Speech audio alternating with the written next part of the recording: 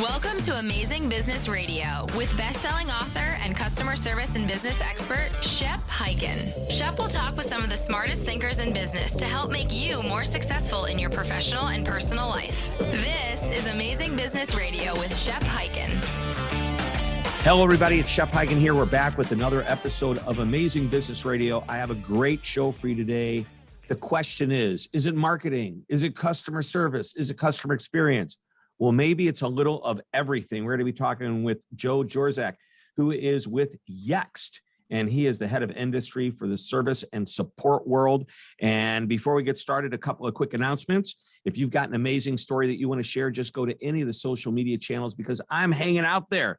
You just go to Twitter, Facebook, Instagram, LinkedIn, and more. And if you have a question, use the hashtag AskShep, and I'll answer your question there. I might answer it on the show. I might answer it in my newsletter, or I might answer it on my TV show, which is Be Amazing or Go Home. And you can find that on Amazon Prime, Roku, Apple TV, and a lot of other streaming services, as well as, here's the website, beamazing.tv. That's beamazing.tv. All right, let's dive into our interview today. I mentioned his name is Joe Jorczak, and he and I don't know if we met before, but we officially met face-to-face recently at the CCW, which is the Customer Contact Week, which is the largest association and trade show of people hanging out, trying to create better experiences for our customers through support centers, through artificial intelligence chat. And now we're going to talk about Yext, which is really all about searching for answers on your own. Joe, did I do good with that introduction? That was a fantastic introduction, Shep. Thank you. Welcome to Amazing Business Radio. Thank you for having me. This is what intrigued me as I was learning more and more about your solution. I'm going, so really what you are like a Google search that resides on a company's website. So when you're really searching for something, it really does a great job of contextualizing the search, understanding really maybe even if it's put in the wrong way, coming back with the right answers. Am I right? Yeah, you hit it right on the head. Excellent. We talk a lot about when we're introducing Yext, the idea of having a Google-like search experience on your site. And the reason we use that reference is that Google has done an amazing job of search innovation and really making search almost second nature for us. I think most people, if you're looking for something, your first instinct is, well, let's just open up a Google search. It could be on your phone, on your laptop, whatever. And you've grown to expect just really simple, usable, easy to find results. And Google does that, obviously in a very simple interface. You go on to Google and it's still just a white screen for the most part with a bar in the middle. And you type in a question and you get a direct answer back. And what we find when you go to a brand's website, almost invariably, I think this is probably true 99% of the time, you go to a site and you look for that search bar. Sometimes you can't even find it. You might just see a magnifying glass in the corner. You enter a question and you get back a very different experience. And so Yext is all about, helping brands deliver a better search experience and really let users do what they're already kind of inclined to do and trained to do by Google, which is just look for things. Yep. And here's an interesting stat that came from a survey that I believe you surveyed 1,500 consumers. Right. And you said that 85% of the respondents that you surveyed claimed that being able to find information and resolve an issue themselves versus contacting customer support is either very important or fairly important. And I'm just going to say that what that tells me is, people just today, I actually wrote an article. The title of it is, would you rather go to the dentist or call customer support? That's right. 48% of the people apparently would rather have their tooth drilled on than deal with somebody that maybe you're put on hold, you can't understand them, you get transferred from one person to the next. That's right. Who knows what. Anyway, this is real important because it says, I want the digital response. I want to be able to go and get my information quickly. So every question starts with a search, right? That's right. That's right. Anytime you have a question, you're trying to figure out, how do I get the answer to that? Of course, you have your family members, you have friends you can ask, you can go to, in the old days, right, you'd go to the library or open up a reference book. That's all moved online. And the idea of now that all these digital interactions has been, almost accepted, right? And that's how the world's going to work. But the challenge is that we're still hamstrung. A lot of brands are still hamstrung by kind of legacy ways of organizing that information. And so you've got, massive collections of data. You've got content that sits in different parts of either a website or even in the organization. And sometimes, different parts of the organization don't talk to each other very well. And so that means now you sometimes have conflicting data, or different groups own different pieces of information, and how to go after and find that can be really challenging. And what we see in terms of people looking for information on their own, that's I think a function of a lot of the challenges we've had over the past couple of years, but really it's been kind of accelerated by trends over the past 5 or 10 years, where organizations just haven't kept pace with the volume of information, the volume of change, and the expectations of support teams to be able to answer all those questions. And so people find, just over the course of their experience with the brand, if I can just find the answer on my own, that's so much better than having to wait in the chat queue, or having to sit on the phone, listen to the music and listen to the IVR tell me about, hey, for faster service, go to the website. I think some people have figured that out. They go there first. Some people have. And certainly there's a demographic element to that as well. My parents, of course, would prefer to call somebody up. But I think if you talk to my kids or anybody who's in their 20s, their first step is, why would I want to get on the phone with anybody? I just should be able to find. Actually, they do use something called a phone. At least that's right. Some of us still call it a phone, and that's the mobile phone. So that mobile device, they pull up Safari, Google, whatever, they start typing in. You just said something. I want to go back. About 2 minutes ago, you made a comment about how internally people need to be able to have access to the same information. So not only are we talking about a customer support function where we are providing our customers the right information, but we're making sure people throughout the organization have access to the same information that our customer support team or this technology would tell the customer. That's right. So there's no conflicting information. And that's real important. I love this. If I, in my mind, feel I think I know what the right answer is, and whoever I'm talking to in the customer support world is giving me contradictory information, you know what I do? I nicely thank them for their time. I hang up the phone and I call back hoping for a different answer. And oftentimes I get it. Yeah. And this could help prevent that. You're absolutely right. And it's so interesting that, we as consumers, and especially if you're a little more tech savvy, right, you might have done your own research before you make that phone call, right? Because you want to try to find the answer on your own and not have to navigate, a challenging phone tree or different agents. And in some cases, the agents you get, you're right, they actually are not well trained. They might be new to the role. They just don't have that institutional knowledge or product knowledge to be able to answer the question effectively. Or they're just, kind of hamstrung by policy. No, I can't do that. And so you're right. You hang up and you call back. Yeah, interesting. So this is a crazy story that just happened to me today, and I'm not going to mention the name of the airline. That wouldn't be fair. But I wanted to get from point A to point B. I was going to have to stop in an airport somewhere. And I thought to myself, wouldn't it be easier if I could just stop at this airport, change planes, and go on, rather than go through the recommended routings they have on the website? So they have an opportunity for an advanced search or a multiple city search. So I put in my 2 cities that I wanted to go to. Right. And I said, I'm going to make it a multiple city. And it said, this is the price. Okay. And I went on and and then it wouldn't let me book it. And so I called and the person said, that's really strange. I'm not seeing that on my end. Right. What do you mean you're not seeing? You can book it or can't book? She goes, I'm not even seeing you're able to do this. So I said, okay, why don't you search the same thing I did? And she did. And guess what? She got the exact same results that I got. The problem is the website wouldn't let me book it. She goes, I don't understand why it won't let you book it. And she goes, I can only guess it's because of this. I said, okay, I'd rather not hear the guess word. Exactly. Can you call somebody and find out? She goes, well, our hands are tied. If you called me and asked me to book it, this is what I would charge you. And it was like double what was on the website. And so anyway, I went ahead, I hung up the phone, I booked myself for their other routing, and it was over with. But what a challenge that must be for an agent to have a customer looking at something that's black and white on their screen, plain as day, and having to contradict their own information. You're absolutely right. And it's such a challenge for agents who are trying to deliver great service. And they're not getting the right information either. In some cases, it's because policies have changed. Different agents might have different levels of approval. And it also is the case that where it used to be you'd have a supervisor or maybe an experienced colleague next to you that you could ask for help. That's not happening right now. So many people, so many customer support teams are now in these work from home and hybrid work environments with people scattered about. Maybe they have access to a collaboration tool, but now they're putting you on hold and they're typing away furiously trying to find answers. In the meantime, your level of frustration is rising. Right. And it's a huge challenge. Right. And so I know that may not have been the best example to try to describe what's happening, but essentially sometimes customers are getting different information than people internally, and maybe people internally are getting conflicting. And I want to go to what you just said, I think was really important.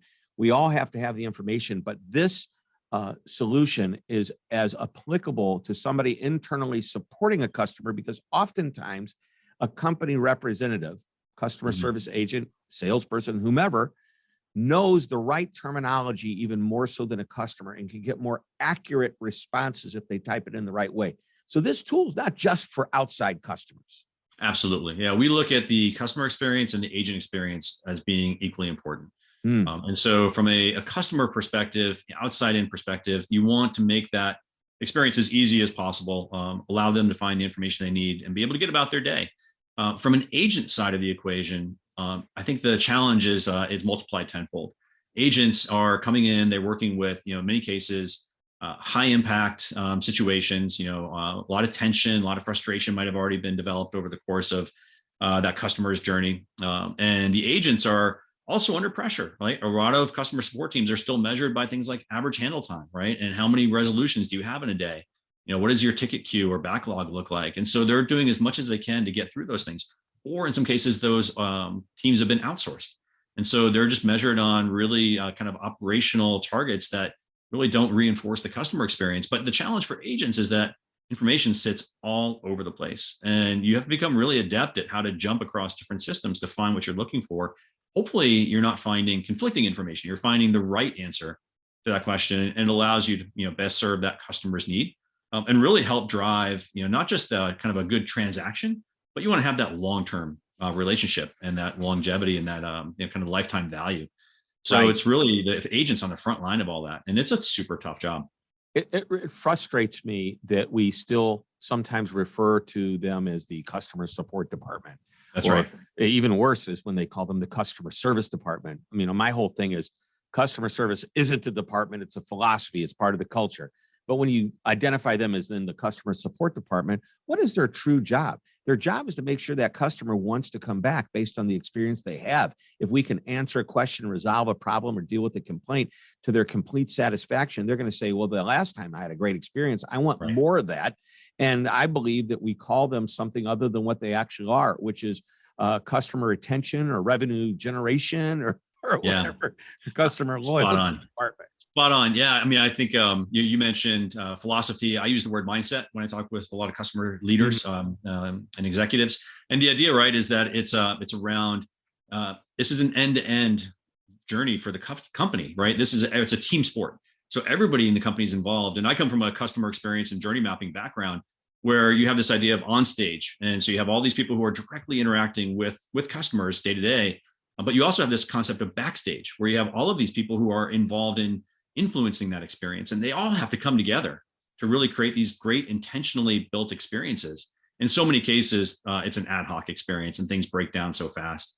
And unfortunately, folks like you and I who are on the phone or on the end of that live chat just get frustrated. And, we know we can take our business elsewhere. And so we do. Yep. And you and I, because of what we do, we're acutely aware more so than the average person about what they could be doing right, that they're not doing right, or what they are doing right, that they should be applauded for.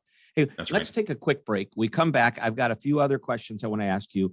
I think it's really important to understand that if a customer is excited to do business with you and they can find information that they need on their own, easily, quickly, they will trust that information when it's found on the website more so than anywhere else. We'll talk about that and a whole lot more when we come back. This is Amazing Business Radio. Do not go away. Hi, Shep Hyken, your customer service and experience expert, and I'm excited to tell you about my new book, I'll Be Back, How to Get Customers to Come Back Again and Again. Now, this book is packed with idea after idea on how to, just as the title implies, get your customers to come back.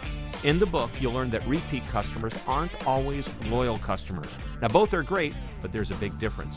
You'll also learn about 10 reasons a customer may stop doing business with you and 3 reasons you would stop doing business with them. And one of my favorite lessons is a 6-step process for creating an I'll be back strategy. Of course, there's much, much more. You'll start getting more of your customers to say, I'll be back almost immediately. Just go to www.illbebackbook.com. Again, that's www.illbebackbook.com. You're listening to Amazing Business Radio with best-selling author and customer service and business expert, Shep Hyken. We're back on Amazing Business Radio talking with Joe Jorczak, and we are talking about really a great self-service solution. And that's what Yext provides. And essentially, it's a search bar on a website that is every bit as robust and strong as a Google search, but it's actually internal. And I mentioned early, is it marketing? Is it customer service and support? And I believe when you put the right answers into a knowledge base, oftentimes that's going to pop up in an outside search. I don't really think we hit on this much, if at all, in the first half of our conversation. But is that right? I mean, you can actually optimize search engine marketing through your knowledge base. Absolutely. And that's where Yext got its start. So we've been around since 2006. We are a publicly traded company. And really the focus of the company was around listings and how to make sure that a company's information out on the web was accurate. And we, over the course of time, started to build up a profile of all this company data. And realized that not only was it really valuable to digital marketers, right, in terms of making sure that all of their dozens or hundreds or thousands of locations in some cases were accurately portrayed on sites like Google and Bing and others, but also that you could start to ask questions in natural language of that data. And so we see the idea of a great search experience happening not only across marketing but also across support, workplace. It can also happen on the e-commerce side. So there's lots of different places where search comes into play. Yep. Now, we mentioned right before the break about how consumers, this is a stat that came from your study, how likely you are to trust an answer from a company's website. And it was 93% said very likely or somewhat likely versus a search engine, which is a little bit less, and a third-party website or blog that is talking about someone else. That's right. So what you're basically saying is people want to hear it straight from the horse's mouth. Absolutely. And I think there's an expectation that when I go to a brand website that I'm getting the authoritative information about that company, which really then means there's an expectation that the information that a company is managing about themselves is accurate. And in some cases, it's amazing. You go to a site, if you can even find the support page, which sometimes it's buried at the bottom and you have to look for that link. And if there's a help center or not, sometimes there's just a rudimentary FAQ. But in a lot of cases, that content is outdated. It's old. It doesn't reflect a lot of the new content or new policies or the questions people have. And so it really shows that companies do need to invest more in how they manage and curate that information about themselves. All right. I was going to ask about chatbots and intelligent virtual assistants, but I want to stay here because I think what you're referring to is something you used the term in the first part of our interview about, I wrote it down, keeping pace with the content that's on the site. I think that's what you're referring to, potentially outdated content.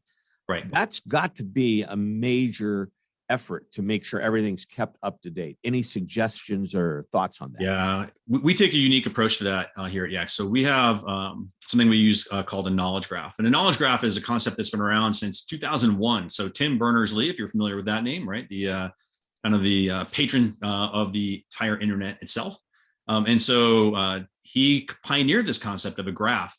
And Google really took it mainstream in like the 2012 timeframe. Really all it is, I mean, everybody's heard about relational databases. A graph is just a different kind of database. It's called a graph structure. And it's really about how do you collect information. And it's not only the information elements themselves, but it's also the relationship between those pieces of information. So it really gives you the ability to do something like called a semantic search, or what's the underlying meaning of that request.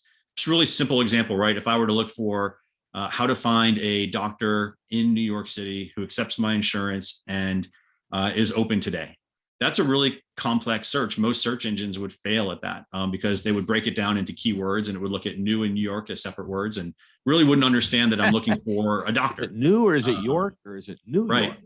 And if I'm looking for maybe doctor means pediatrician or maybe it means an oncologist or whatever. So the idea is how do you understand the underlying meaning or intent of a question? and then be able to intelligently pull the right answers together. And so we do that using something called a knowledge graph. And what we think is really awesome is that every company who works with Yext gets their own graph, which is something that's really unique. And you get the ability to shape that experience by virtue of how you input that information, how you draw the connections between the information that's relevant to your business, and then the kinds of questions people can ask of you. So it's a really unique way of enabling consumers and internal users to ask questions. Well, very cool. So let's go back to what I was really going to get into, because I think chatbots are pretty powerful today. I mean, they've really come a long way. Yeah. Recently, we interviewed Genefa from from Five9, and I know you listened to that interview as well. And she talked about the intelligent virtual assistant, which is one it's almost lifelike from the standpoint of the conversation. May not quite sound as lifelike as you and I are talking, but it's getting pretty darn close. Yeah, the chatbot space has been evolving really quickly, and I think it's interesting. A lot of these solutions initially came out 5, 6, 7 years ago, and there was a lot of excitement and hype, and it was like, oh, let's roll out chatbots, and the technology wasn't ready yet, and the experiences were really poor, and I think it turned a lot of people off to those chatbot and virtual assistant experiences. And in the meantime, we're now like a lot of that underlying technology around artificial intelligence and machine learning, all of that's coming together. And it is really making those experiences better. But what we often see, even the best chatbot experiences, we'll see containment, which is kind of an industry term for like success, right? So the success rate of a chatbot experience is still hovering at about 30-35%, which could say that's great, right? Hey, we helped 30-35% of people connecting with it get their answer. But that also means now that you've got 65-70% of the people who are interacting with it are having a negative experience, which I don't think any customer support, customer experience professional wants. But 35% means that's 35% less calls that agents have to deal with. That's right. For probably what I would consider the simple, basic, lower level type support. And now you look at the 65+%, what can we do with them? We need to make sure that transition from chat or whatever digital program we're on to a human being is seamless. We don't have to repeat ourselves. Hence the omni-channel experience. Boy, I just wrote an article, I'm not for the sophisticated world of where we live, but for the masses. And basically the title was omni-channel. What the heck does that mean? That's right. This is what it means.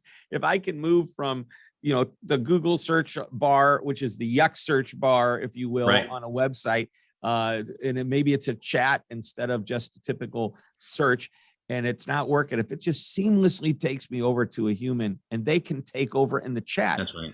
It's like, is this the same thing I've been dealing with? And it shouldn't get to the point where you're frustrated and then somebody has to save it. The chat bot, the artificial intelligence should know I'm not answering the question. That's right. My favorite example, I'll share it with you, and as a quick kind of a wrap up to this, is I was trying to buy a docking station for my computer, put the computer in my laptop in a dock, and it connects to monitors and keyboard and all that. And so I'm on the company's website and I type into the chat box when it says, can I help you? Yes. Does the docking station charge the computer at the same time? Because it didn't say it did. It didn't look like, and the response was, which computer do you want to buy? I don't want to buy a computer. I want to buy the docking station. I just want to make sure that it will charge the computer properly. And the same question came back. I asked it a third way, and then I got frustrated, and that was the end of it. And that's exactly the frustration that many of us have from what I would call the older historical versions of what you offer. That's such a great example. And it's really illustrates why search and chatbots are, as we would say, better together. When I think about the way chatbots largely work today, they're rules-based. You essentially program the bot to be able to answer certain kinds of questions. We call them intents. And so, I'll program that. And so if I have, my top 10 or 20 requests that come across that I can answer quickly, a bot is really good at that. I can also program a bot to answer things like, where is my order? Or, how do I process a return? And a bot can kick off those workflows really simply. But, customers ask questions in all sorts of ways, in all sorts of different combinations of terms. And a bot has to be programmed to answer every one of those combinations and permutations, which they're really not equipped to do. And that's really what we do. And so when we think about the idea of integrating a natural language search experience into the bot experience, it opens up a whole new realm of engagement and really makes that experience better and makes the handoff to an agent when it's required that much more seamless. Right. And I mean, imagine if you misspell a word, then you're really, and that's or me. Actually, it's if you add a qualifier, how do I, or where do I, that breaks most bots. They're like, I don't understand with that. Can you rephrase your question? And so it's just sometimes a basic change in the wording can really throw them off. Yep. All right. We are down to the last moment or two of our interview. And I always ask the one thing question. Can you give us one last nugget or one thing you want to share with us before we wrap up today? I appreciate that opportunity. My one thing would be, don't overlook the power of search to create a great user experience. Google certainly hasn't done that. They've focused a tremendous amount of resource on it. And what we see coming from a lot of support leaders, a lot of customer experience leaders, is it's still an afterthought, and much to their detriment. The ability to deliver great search, to be able to navigate all sorts of information and really deliver answers when and how customers want them and agents need them is incredibly powerful to deliver a better overall experience. Well, I hope that if any of these leaders question what you're talking about, just send them a copy of this show and we'll give them a lot of good answers. That's for sure. Joe Jorczak from Yext, thank you for being on our show. This is why we call it Amazing Business Radio. Great insight to some new technology that is phenomenal in the world of customer service and experience. Thank you, Shep. I appreciate the opportunity.